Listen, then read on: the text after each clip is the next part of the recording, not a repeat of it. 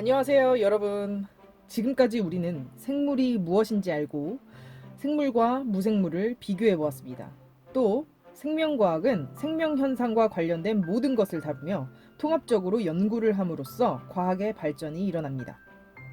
오늘은 생명과학의 탐구 방법, 즉 생명과학의 지식, 원리, 법칙은 어떻게 연구되고 체계화되는지 생명과학의 탐구 방법에 대해서 알아보겠습니다. 이는 첫 번째, 귀납적 탐구 방법과 연역적 탐구 방법이 있는데, 첫 번째, 귀납적 탐구 방법부터 보겠습니다. 여러분은 이미 모든 생물은 세포로 이루어져 있다라는 걸 알고 있습니다. 그래서 세포로 이루어지지 않은 것은 생물이 아니라고 이야기할 수 있는데요. 이 생명과학 지식은 세포설이라고도 하는데, 로버트 훅이 현미경을 발명하여 많은 생명과학자들이 다양한 생물 표본을 관찰한 결과를 종합해보니 모든 생물은 세포로 이루어져 있다는 결론을 냈습니다. 이렇게 여러 가지 구체적인 관찰의 결과를 자료를 수집해서 종합 분석하고 규칙성을 찾아내어 결론을 일반화하는 방법을 귀납적 탐구 방법이라고 얘기합니다. 또 다른 예로 카로 박사가 가젤 영양이 뜀뛰게 하는 것을 보았습니다. 이에 의문을 가진 카로 박사는 가젤 영양의 행동을 관찰했더니 포식자가 접근했을 때 가젤 영양이 뜀뛰기를 한다고 결론 냈습니다.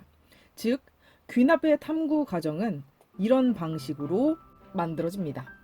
생명 현상을 먼저 관찰한 후에 관찰 주제를 설정하고 이러한 관찰 주제에 관련해서 수많은 관찰을 한 결과, 이 결과들 안에서 규칙성을 발견하게 되면 그 규칙성이 바로 과학의 지식이다 라고 이야기할 수 있죠.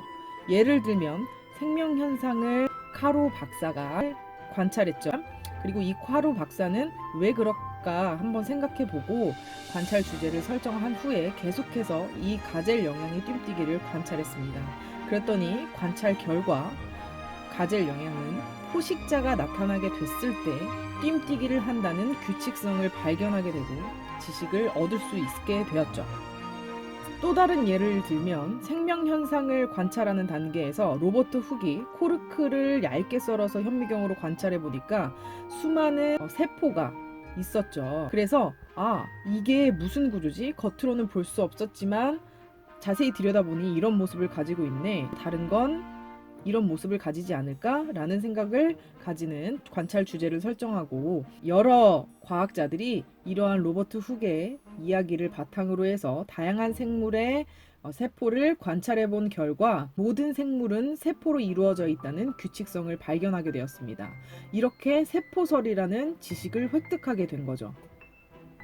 또 다른 사례로 찰스 다윈은 대표적인 진화학자인데요. 해군 측량선인 비글호에 탑승하여 남아메리카, 남태평양의 여러 섬을 비롯해 여러 곳을 항해하며 다양한 생물을 연구했습니다. 그중 여러 섬으로 이루어진 갈라파고스 군도에 사는 핀치새가 섬마다 다른 모습을 하고 있는 것을 보고 의문을 갖고 생태계를 조사한 결과 각 섬마다 먹이 환경이 다름에 따라 핀치새의 부리도 다른 것을 알 수 있었습니다. 이에 따라 생물은 환경에 따라 적합한 형태로 진화한다는 결론을 내었습니다. 이 또한 다양한 새의 모습을 관찰한 결과를 분석하여 결론을 내린 귀납적 탐구 방법에 해당합니다. 이렇게 귀납적 탐구 방법은 여러 가지 관찰 결과의 사실로부터 일반화된 결론을 내리는 탐구 과정입니다. 생명과학의 탐구 방법 두 번째, 연역적 탐구 방법에 대해서 알아보겠습니다. 여러분은 살면서 어떤 현상에 대해 의문을 가진 적이 있나요? 예를 들면 뉴턴이 사과가 떨어지는 것을 보고 왜 사과가 떨어진 걸까? 지구가 잡아당기나? 라고 생각한 것처럼요. 뉴턴이 의문을 갖고 연구를 하면서 지구에 중력이라는 끌어당기는 힘이 있다는 지식을 얻게 되었죠. 이처럼 어떤 현상에 대한 의문을 갖고 연구하여 결론을 내는 과정을 연역적 탐구 과정이라고 합니다. 사례를 통해 알아보겠습니다. 파스테르는 당시 유행하는 콜레라에 대해 연구를 하고 있었습니다. 어느 날 조수가 깜빡하고 실험용 닭에게 주사하지 않은 콜레라균을 다시 닭에게 주사했더니 닭이 콜레라에 걸리지 않았던 겁니다. 이를 통해 파스테르는 실험실에 놔둔 콜레라 균의 독성이 약해진 것을 다시 실험용 닭에게 주사하면 균에 대항하는 항체가 생기는 게 아닐까 생각하고 실험을 세팅해서 수행해 봅니다. 콜레라에 걸린 닭의 피를 스프에 섞어 두었다가 다시 실험용 닭에 먹이면 가벼운 콜레라에 걸렸다가 나았습니다. 그리고 독성이 강한 콜레라균을 접종했더니 콜레라에 걸리지 않았습니다. 파스테르의 생각처럼 약한 콜레라균을 접종한 닭은 항체가 생긴 겁니다. 이것이 백신에 발견된 시초입니다. 파스테르는 이를 통해 양에 걸린 탄저병 백신도 개발하는데 정확한 연구를 위해 실험을 설계합니다. 양을 두 그룹으로 나누어서 한쪽에는 백신을, 나머지 한쪽에는 아무것도 처리하지 않았습니다. 백신을 접종한 양은 약한 탄저병에 걸렸지만 이내 회복했고, 모든 양에 탄저병을 일으키는 탄저균을 접종하였더니 백신을 접종한 양은 모두 건강하고 백신을 접종하지 않은 양은 탄저병으로 대부분 죽었습니다. 이에 파스테르는 양이 백신을 통해 들어온 병원체를 기억하고 그 이후에 똑같은 병원체가 들어왔을 때 병에 걸리지 않는다는 결론을 내었습니다. 연역적 탐구의 지식은 위와 같은 과정으로 만들어집니다.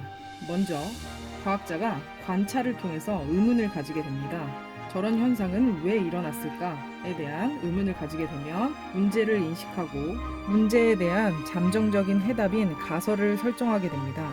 이 가설이란 한자로 풀어보면 임시가에 이야기 설자를 써서 임시의 이야기란 의미를 가지고 있습니다. 즉 잠정적인 결론이라고 볼 수 있죠. 그 다음 이러한 가설을 검증하기 위한 탐구 설계를 하고 이에 맞는 수행을 하게 되는데 이때 변인을 통제하는 것이 중요합니다. 실험 결과를 도출하기 위해 어떠한 조작을 통해 환경 설정을 한 집단인 실험군과 이러한 실험의 신뢰도를 높여주는 아무런 처치하지 않은 대조군을 설정해 놓고 실험을 수행합니다. 이때 조작 변이는 실험을 위해 의도적으로 조작한 변이를 이야기하며 실험군에만 해당이 됩니다. 통제 변이는 실험의 신뢰도를 위해서 일정하게 유지하는 변인에 해당되며 대조군과 실험군에 모두 똑같이 적용됩니다. 종속 변이는 조작 변인에 따라서 변하는 결과의 변인을 이야기합니다.